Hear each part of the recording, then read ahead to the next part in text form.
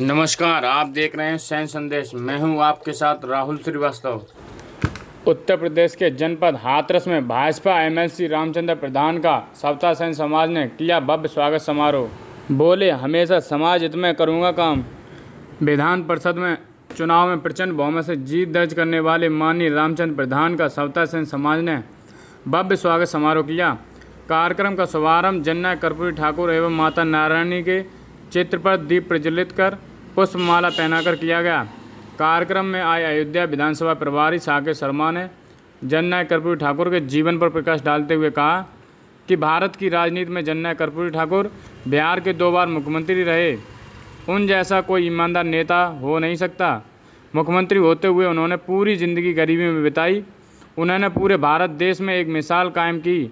इस मौके पर रामचंद्र प्रधान ने कहा, मैं पूरी तरह से समाज के हितों में के लिए सदैव संघर्षरत रहूँगा। मेरा युवाओं से विनम्र निवेदन है कि वो अपनी बात को प्रभावी ढंग से रखें, बेवजह बात न करें, मुद्दों की बात करें। सिर्फ अपने समाज की बात नहीं करना है, देश हित की बात करना है। मेरा कोई भी साथी आपसे 10 रुपये भी नहीं लेगा, उल्टा खुद आपको चाय पिलाएगा। मेरी कोशिश है मेरे भोले वाले समाज का 2 रुपये भी बेवजह न जाए। मेरा दरवाज़ा हमेशा आपके लिए खुला है और खुला रहेगा। आपको कोई भी परेशानी ना हो, मुझे सोशल मीडिया के माध्यम से संपर्क कर लें। कार्यक्रम का संचालन विक्रांत सिंह मदौरिया ने किया।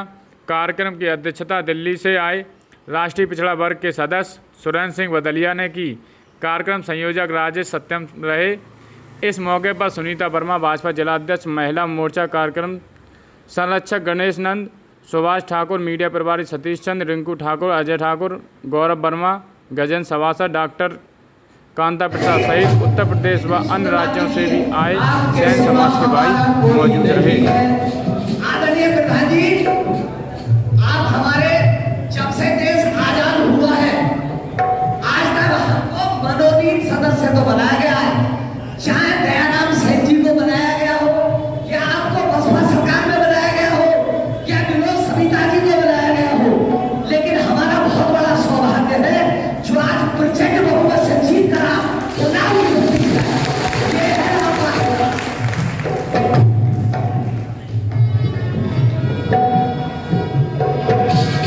आपके सिवा हमारा कोई नहीं है। तुम्हारे सिवा हमारा कोई नहीं है। चाहे समाज मेरा सेना नहीं है। हम सबके रखवाले, बड़े बीचों बलिहारे, आए हैं ये सभी संतान में।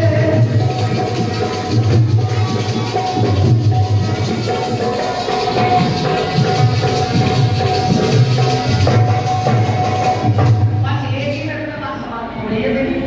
आदरणीय रामचंद्र प्रधान जी से एक निवेदन और है, ये फूल और माला का, और मैं कभी नोट भी नहीं मांगता हूँ अपने समाज से। जो प्यार दे दे आपकी वो अलग बात है। इस माला का और पगड़ी का ध्यान रखना। आदरणीय प्रधान जी, ये वो तुम्हारे दबे कुचले और गरीब मजलूम भाई है। यदि इनका कभी मुख में पीड़ा थोड़ पहुंच जाए तो थोड़ को उठाने से गोयल मत करना बैठा ले।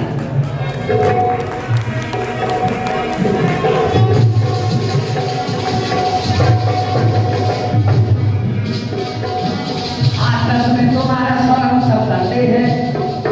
ये वो हाथरस की पवित्र जमीन है जहां पर काका हाथरसी का अपने नाम खड़ा हुआ।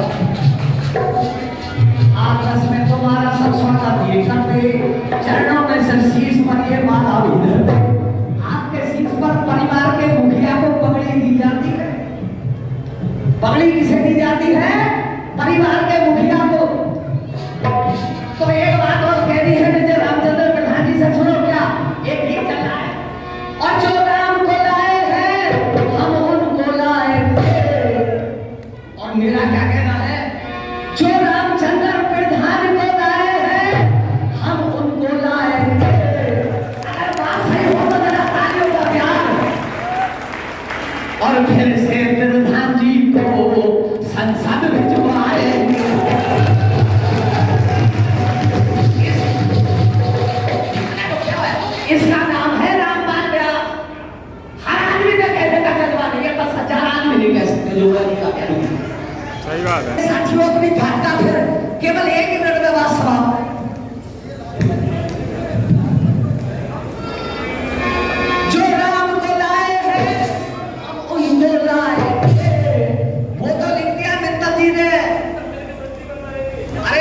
क्या बात है। और हमारे समाज की प्रधान जी आपसे क्या अपेक्षाएं हैं?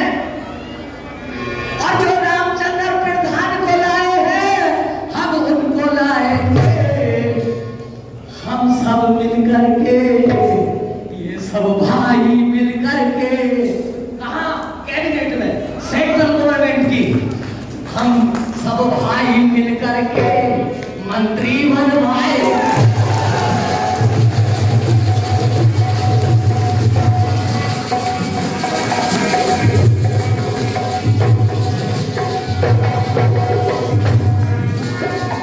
हमारे संतोष जी जो प्रतीक चिन्ह देकर के हमारे माननीय रामचंद्र प्रधान जी का कहना है कि हम लोग अगर आपका कोई काम होता है या कोई परेशानी होती है, अगर आपकी कोई समस्या होती है तो आपको लखनऊ आने की जरूरत नहीं है।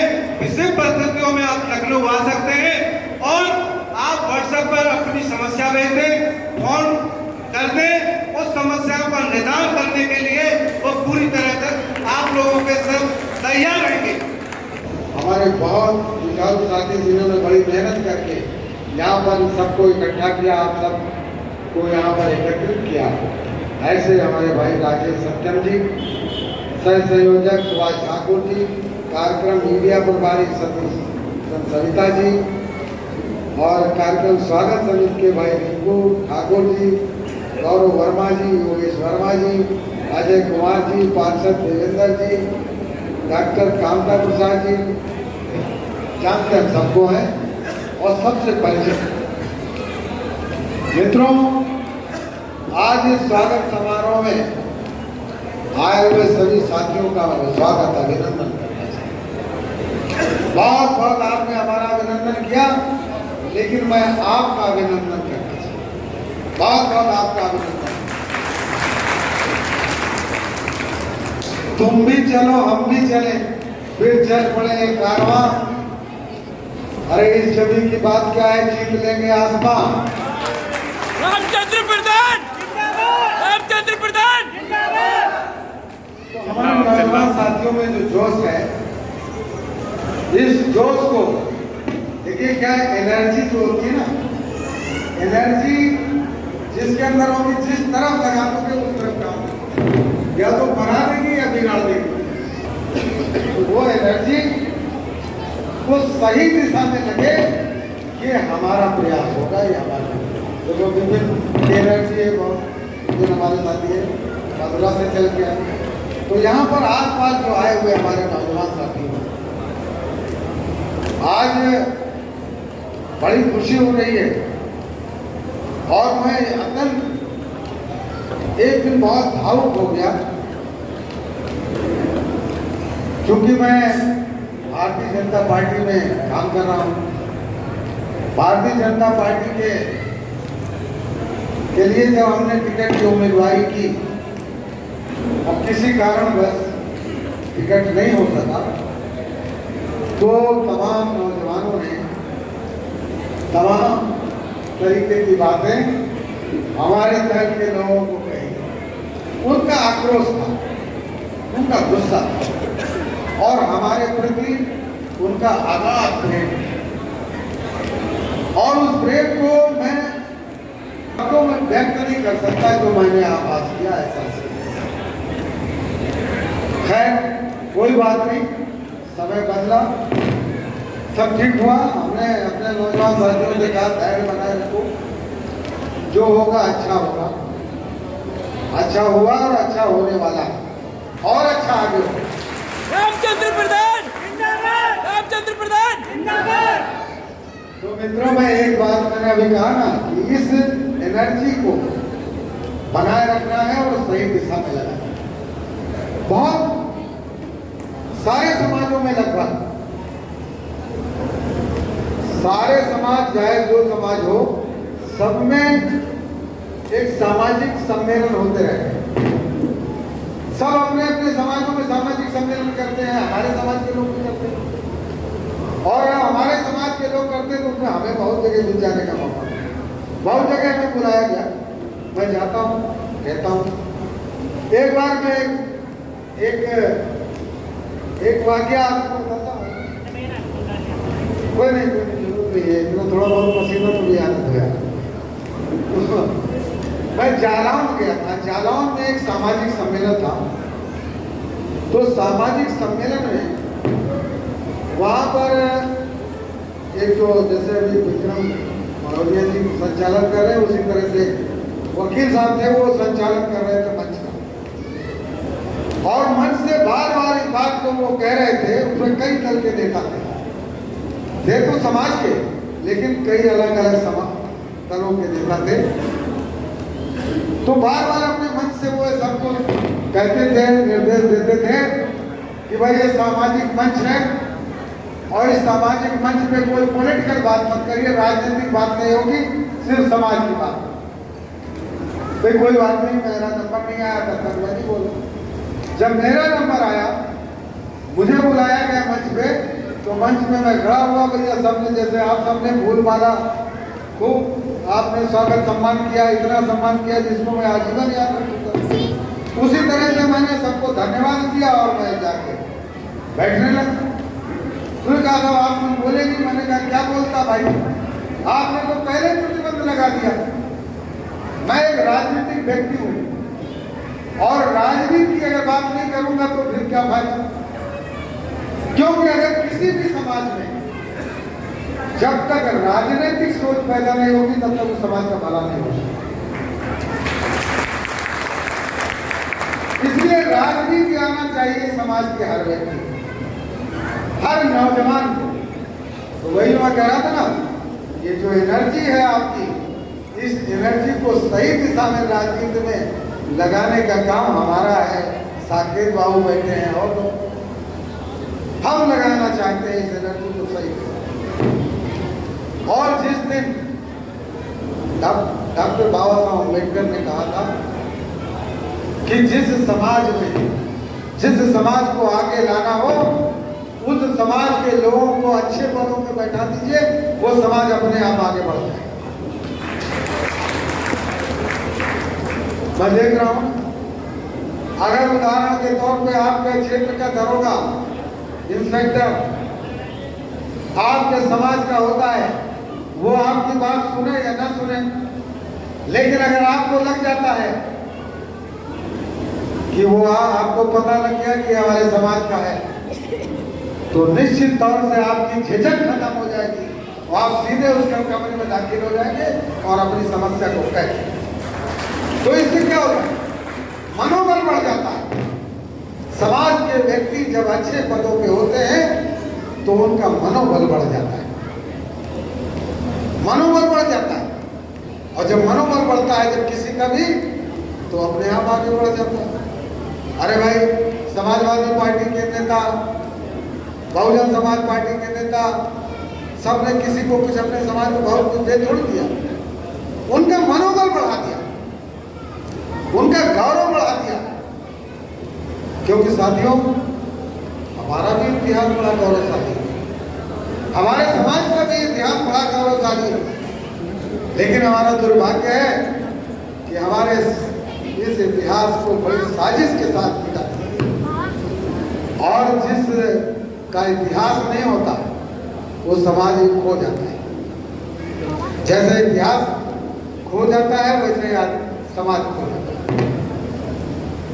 क्योंकि इतिहास से प्रेरणा मिलती है, प्रेरणा से एक सोच बनती है और सोच से एक ताकत बनती है और उसी ताकत से व्यक्ति शासक बनता है, उसी ताकत से शासक बनता है। इसलिए उस ताकत को भी बनाना है, हमें अपने इतिहास को बनाना है। आपका एक गौरवशाली इतिहास, आपके भी समाज में बड़े गौरवशाली लोग हुए।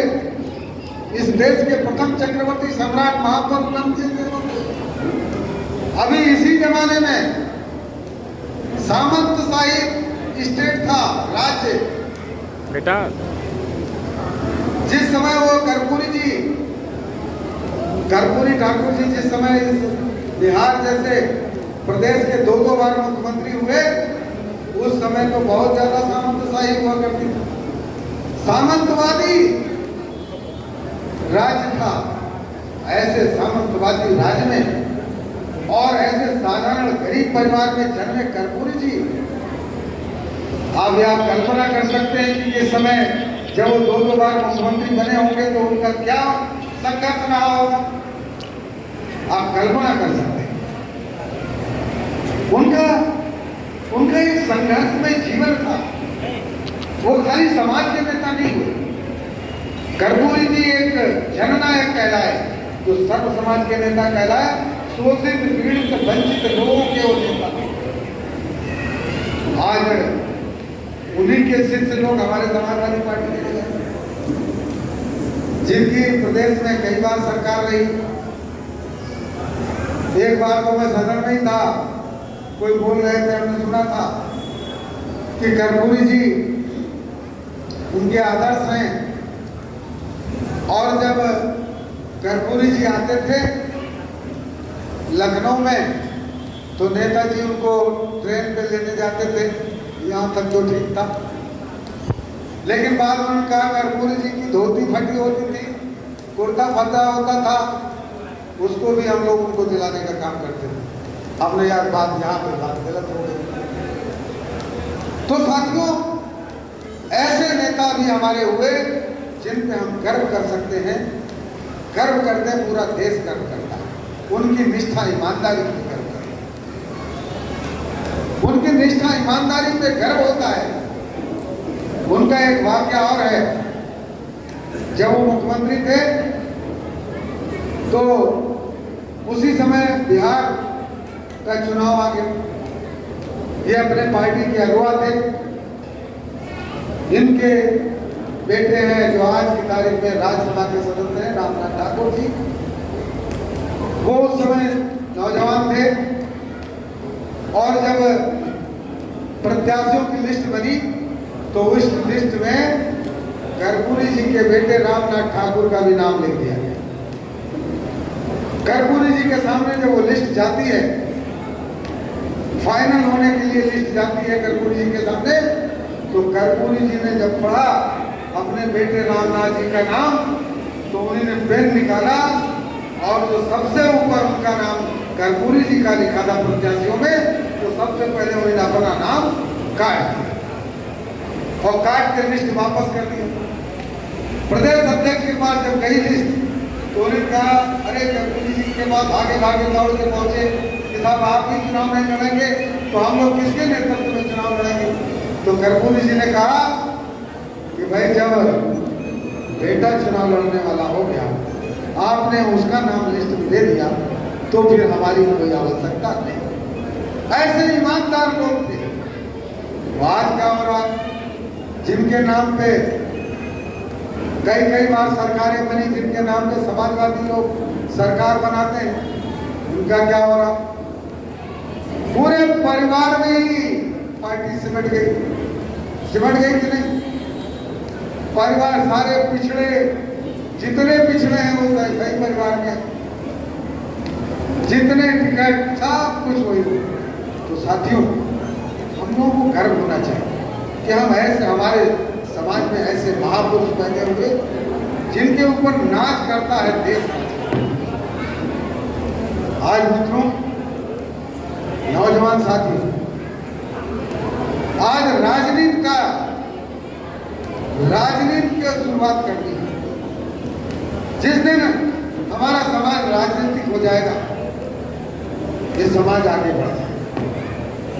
और जो लोग राजनीति करने वाले लोग नहीं हैं, नौकरी पेशा करने वाले हैं, खेती बाड़ी करने वाले लोग हैं, जो अन्य व्यवसाय में से जुड़े हुए राजनीति नहीं कर रहे, तो मैं आपसे ये विनती कर रहा हूं, अपील कर रहा हूं कि अगर आपके बीच में कोई नौजवान राजनीति करना चाहता है तो उसका सपोर्ट करिए, उसका समर्थन करिए।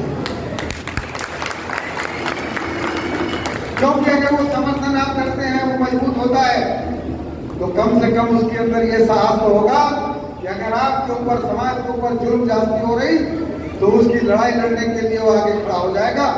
थाने से भी बात करेगा, एसपी से भी बात करेगा, डीएम से भी बात करेगा, और जब और संघर्ष करके आगे बढ़ेगा तो वो निश्चित तौर पर एक प्रधान से लेके बीडीसी, जिला पंचायत, विधायक तक, सांसद, सबके लिए सोचेगा।